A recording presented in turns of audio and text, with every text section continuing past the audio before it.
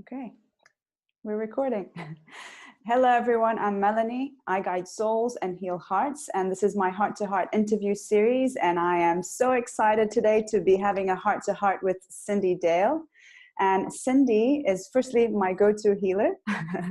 And she's an international author, speaker, intuitive healer, visionary. She's the president of Life System Services, a company that offers intuitive-based healing, destiny coaching, corporate consulting. Cyndi has trained in multiple healing modalities, including shamanism, intuitive healing, Reiki, Lakota medicine, and she's written several books. I can't even count how many.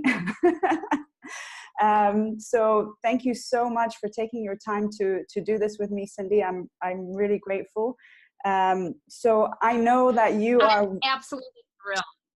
Good. I know that you are already obviously very well known all over the world, and I actually don't have to introduce you. I have been following your work for at least 10 years or maybe more, so I'm very familiar with your work and with what you do, and obviously read lots of your books, your audiobooks, done some of your programs, and done a lot of one-to-one energy healings with you. But for those people that may be out there that don't know you, and could you just share a little bit about how you got into energy healing? Oh, I'd love to. Like for most of us, I think our future lies in our past. When I was a little, I was very, very intuitive. I was one of those little kids who could see ghosts and spirits, and once in a while a fairy. I could hear sometimes what people were thinking. I had a sense of what needed to be healed. And I thought I was perfectly normal. And I think that should be considered normal. I mean, shouldn't it be? I mean, you probably had experiences yourself, Melanie, when you were little, that adults tend to discount or pretend away. And I kept those gifts until I was in my early teens. And then I just didn't want to be alive anymore. I was like, this is hard. I had a near-death experience. I was sent back, and I was so mad that I had to come back to the world that I shut down my gifts, but they popped open anyway. I mean, we can't avoid who we are. And so once they started opening up when I was in, my late teens or something, I studied in different parts of the world. I learned about intuition, energy, healing, spirit, spirituality. And then one day Spirit just said to me, start a practice. So start doing this for people. And honestly, that was really the beginning of my practice and my writing. Nearly every step of the way, I've been told to do what's next, which I think makes it easy on one level, but they don't tell you what to do or how to do it. So there's still a lot of figuring it out that has to be done. And trusting the process, trusting what you're receiving. It is about trusting. And I try to tell that to people because it's hard to trust. And, trust has to do with faith, which is believing in what we don't know, but believing that it's true anyway. And, then when we're trusting, we add that second step of actually taking action. And so, for no matter what people are feeling called to do, you're taking action on something that's unproven. So I don't care if it's an accountant, you still have to, take the classes and trust that at the other end, you'll pass and you'll acquire enough knowledge to be hired. So it's how we all live our lives. Yeah, true. So one of the works that I got to know you from is Energetic Boundaries, which is, one of my favorite books. It changed my life, really understanding that it was more than just physical boundaries, but emotional boundaries and mental boundaries and all of that. So I would really appreciate if you could just share a little bit about how you came to this awareness that, hey, actually we have something called energetic boundaries because it's not tangible. So how do you define that? How did you come about that? And just share a little bit about, for those people that don't know what that is. And who may be even suffering from a lack of energetic boundaries. Thank you. And I think most sensitive people do suffer from a lack of energetic boundaries. Those are the invisible boundaries. They're real. They're as real as our skin. They're probably more real because these invisible boundaries around us, these fields of energy around us, actually decide what's going to go in through our skin or not. You know, what we're going to hear or feel or sense or see at the intuitive or subtle level. But they also impact us very physically and emotionally. The boundaries that we most typically refer to are called the auric fields. Yeah. And there's many, many layers of auric fields, and they extend from our chakras, or our subtle energy organs that are more or less inside of the body. And so what's outside of us is run by what's inside of us. What is outside of us, you know, also determines how we're going to feel or be inside. So, you know, they're filter systems, and people usually know that they don't have good ones, or they have very thin or fields or sub boundaries if they feel other people's feelings all the time. If you can't tell where you start and somebody else starts, if you pick up on other people's physical issues, you know, some people don't even know if they're the people who are sick. They'll go, well, I have a cold, I think. Or is this the cold, you know, kind of that my friend was exhibiting last night? Did I really catch it? Or am I just getting her symptoms? Sometimes you just know things that you don't want to know. You can sense spirits. You can sense bad energies in a room. I mean, you know, it's these auric fields that decide what we're going to physically, emotionally, mentally, relationally, and even visually and verbally relate to. So you can get words in your head and go, am I crazy? And they might not be your words. It might be what a spirit is thinking, or your friends are thinking, or an ex-husband is thinking, you know, or you get pictures in a dream and you wonder, are those messages for me, or are they for the, you know, like somebody else in my household? So we have to have energetic boundaries because they really decide how you're going to respond to the world. And they also put messages into the world that tell people how to treat you. So if you don't think you're worthy, those boundaries are going to tell the world, don't give her a job, don't give her a raise, don't treat her very well, only let her meet alcoholics. And then that's how we're going to be living. Wow. Yeah. I can relate to that mainly with emotions. So I used to pick up a lot of people's emotions, and I didn't know that it was theirs. I thought it was mine, and I confused it as mine. And I was just constantly overwhelmed with emotions and not knowing the difference between what is mine and someone else's emotions. So I had to work through those boundaries as well. But I wanted, can you share a little bit about, do you have any tips or advice if someone is struggling with that, how they can just get started straight away? Or is it something more in depth? I think there's easy ways to get started. I really do. It's always best to get a very, very simple understanding of the auric fields and the chakras. Just know where they are and what colors they are, because you can always visualize different colors depending on if you're struggling with something. So for instance, let's say you're constantly picking up on what's happening physically with people, or you think that perhaps a lack of money might be more your mother's issue than your own. You might picture red, which is first auric field and first chakra, that's about physicality. You know, emotions are about orange. You know, knowing is about yellow. The other, you know, kind of really easy technique I like to teach people, you know, is affirm your spirit in whatever you're going to do. You know, make sure that you affirm the self who you really are, the essence, the spark of the divine that you are, and relate to the world as best as you can that way. You know, do the same with other people. You know, like if you're going to have coffee with someone and typically pick up their feelings, you know, during your time together, begin the entire process. You don't have to say it out loud. People will think you're weird.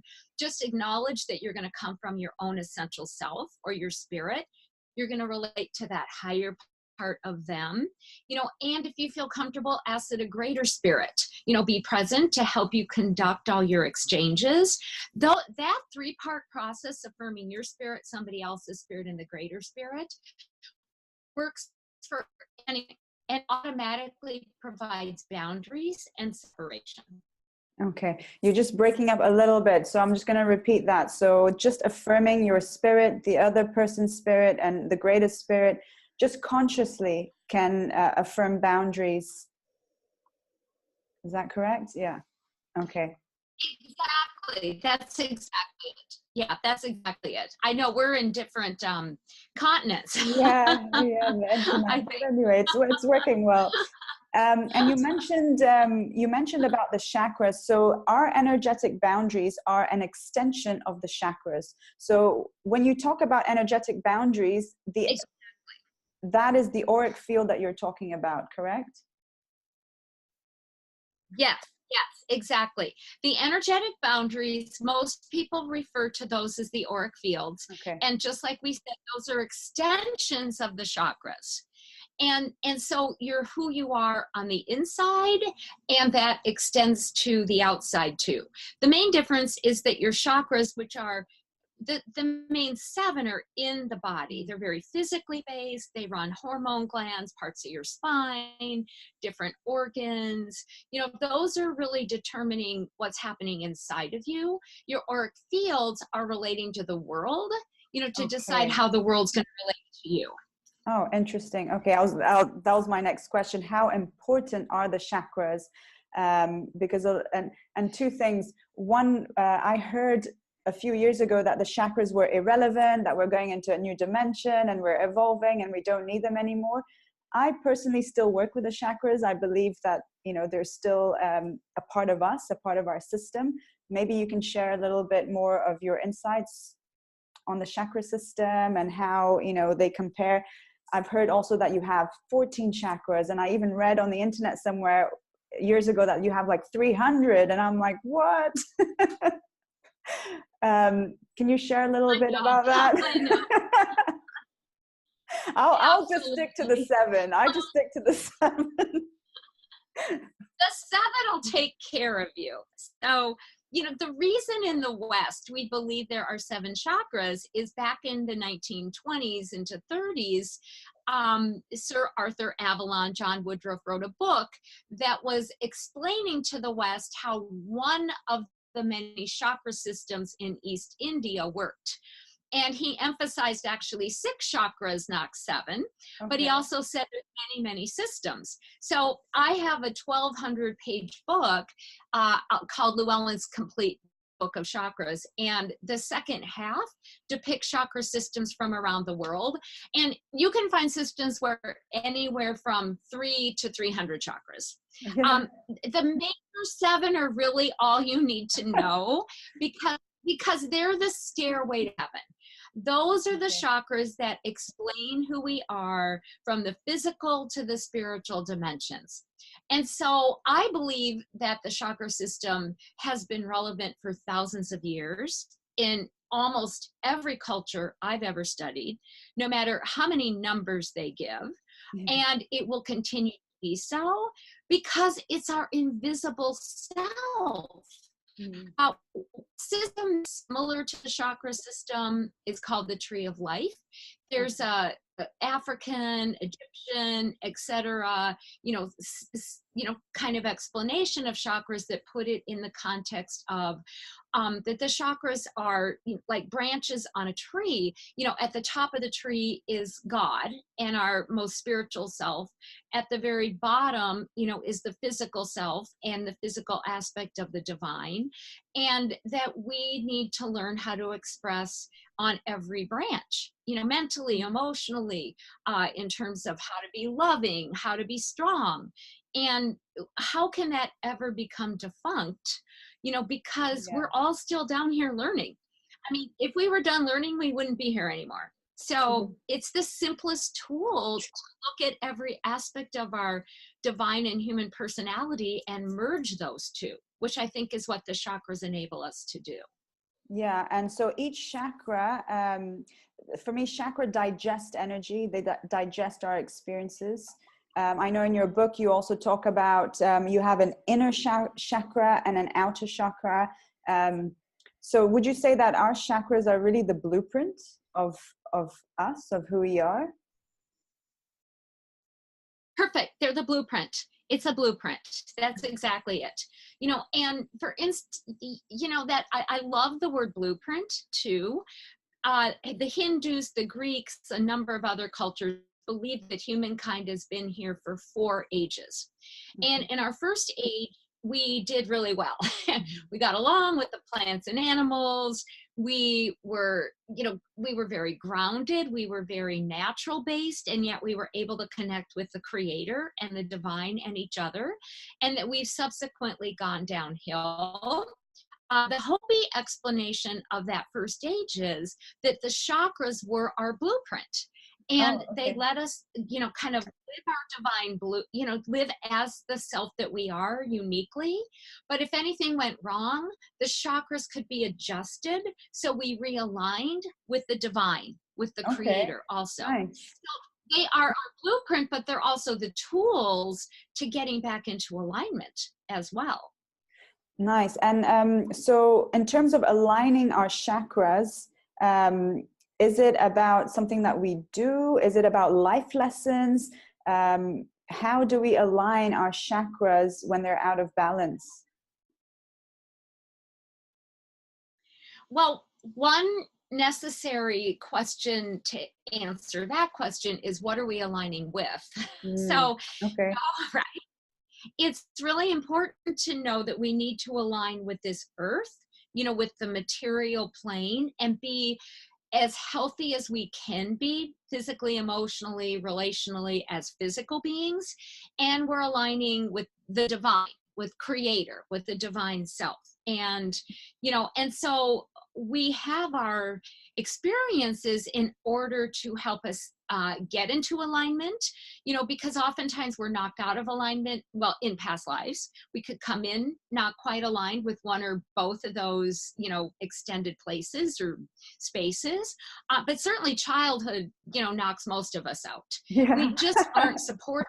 We really are. So by the time we get home, we're exhausted. You know, on an inner level, we're all going, oh, well, that didn't work very well. I don't know who I am anymore.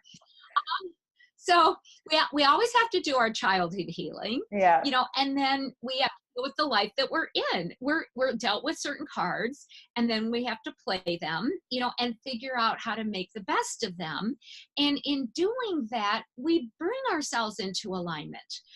Some experiences are very hard to deal with, so it takes longer to figure out what can this mean to me? How am I to feel about it? How can I perceive it in a way that's healthy for me? How can I relate better now to other people? How can I still know myself as a spiritual being, even though I've gone through X, Y, Z? Some events are pretty simple and quick. But we're here, I believe, as long as we need to be, you know, to kind of figure that out and come from a place of grace and love. Okay, nice. So would you say that then each chakra requires a different form of alignment? Absolutely. Absolutely. You know, for instance, the first chakra, which is in the hip area and it's red, it's physical. I mean, you have to figure out how to be physically healthy. We have to not eat the way everybody else eats, not exercise the way that everybody else exercises, you know, but we have to do certain things. We have to figure out how to make a living, how to put a roof over our heads, you know, how to be healthy in our body, you know, how to express what our body needs, how to be sexual in a way that fits for who we really are. So that's a whole set of tasks versus the chakra, which is emotional, which is going to have to do with, you know, how do I feel about things? How do I best express my feelings? How do I know I'm feeling my feelings versus somebody else's feelings? How do I respond when somebody is angry? And so every single chakra has its own theme. So we're very busy as human beings, aren't we? There's a lot of themes to deal with. There's a lot. Yeah. So can you just share because you mentioned there are lots of different chakra systems. What do they all have in common, or are they completely different? I know it. The truth is, okay, so I wrote this 1,200 page book all about chakras. 600 of the pages are about systems from around the world. And my one line takeaway was that every culture believes that there is a creator unifying us. And the chakras are energy bodies that enable us to have connection, full connection and unity with that creator. They're all providing the same gift. I know, isn't that beautiful? I have never heard that before. It took me 1,200 pages. I'm a very slow learner. Yeah. So aligning each chakra will eventually connect you with the creator. That's it. That's what it does. Wow, and beautiful. Then I believe when we know that we're really loved, when we know we're a beloved with and by the creator, how safe to connect with other beings too. How safe to connect with other people or animals or plants. That's the way we're meant to live. Nice. You talk about, is this what you mean when you said these chakras enable us to access a sort of heavenly cosmology, or is this something different? That's a little different. It's Okay. along the same lines. Okay, now I'm going to sound like a geek for a minute. Totally fine. But I know I already do. I believe we're actually living in two types of universes simultaneously. And this is cosmological and somewhat scientific as well as spiritual when I say that. So there's evidence in this universe, which we know is accelerating, and in which we operate with the law of thermodynamics, which says that everything's going downhill. So we could say that the universe, the way we know it, is kind of the fallen universe, where we're kind of falling and we're going downhill. There's also evidence that there was another universe that was sort of born, maybe before the Big Bang, maybe just before the rest of this fallen universe opened, that is static, it's present, it's still. There are signs of light that are frozen within this universe that emanate or keep us open to that first universe. And I believe that that's more or less a heavenly universe. Like that's the heaven, that we always talk about. Isn't this cool? Yeah. And here I'm we intrigued. are drifting along. I know, here we are drifting along in this fallen universe, but everywhere we are within is the heavenly universe and the spiritual qualities available to us through it. The connection to creator that we need, the goodness that we're looking for. And I think if you study different spiritualities, they're trying to say the same thing. Like you don't need to die to go to heaven. It's about how you hold your heart while you're here. Yeah. Right? It's about activating the spiritual gifts that we have, the spiritual being that we are in this world, in our everyday way. I don't care if we are a nurse, if we're an accountant, if we're a homemaker, if we're a janitor, if we're a spiritual teacher. The availability of the heaven is the same for everybody. Beautiful. It's just about being willing to do the work, to face yourself, to align your chakras, to do what it takes to consciously move into that dimension. It's a dimension, I guess. It's a dimension. Yeah. It is very much a dimension. And science has proven that there are at least 11 dimensions. Yeah. And all interconnected. Yeah. Other research is showing that the brain actually runs in 11 dimensions at the same time. Oh, wow. Like the nerves fire in those different dimensions. And when it's firing in the first versus the second versus the fourth dimension, it's making different shapes. The nerves the electrical pulses are making specific shapes. We're in all these dimensions. So why wouldn't there be one that is just what you might want to call heavenly or good? and we're in it. We do have to do the work, though, to Yeah. realize that. Nice, beautiful. I'm just conscious of the time. There's one last thing I wanted to talk about before we close, and this is Kundalini. Where does that fit into everything? Where does it fit into the energetic boundaries, the chakras, and how important is that as well? Kundalini, it's become a very known word now, hasn't Yes. it? And everyone thinks it's sexual energy or sexual whatever. Not. But it's the Kundalini is a life divine force. light. Okay. It's a life force. It's our life force. And it is a spiritual life force that needs to run through the physical body, so that the physical body, you could even say also the psychological body and the spiritual body become one. And you can raise the Kundalini, lower the Kundalini, compel the Kundalini, but we're all equipped, with the energetics that are needed to allow that life force to activate within us. It helps clear out our issues, our blocks. It aligns the body with the chakras, and it enables this stairway to heaven that the chakras and energy bodies and fields are, to really help us embody the spirit that we are. So once we have this divine life force so-called running, which can be a challenging process, as most leaders and gurus I was going to say, could it be dangerous to awaken your Kundalini? Dangerous. It can.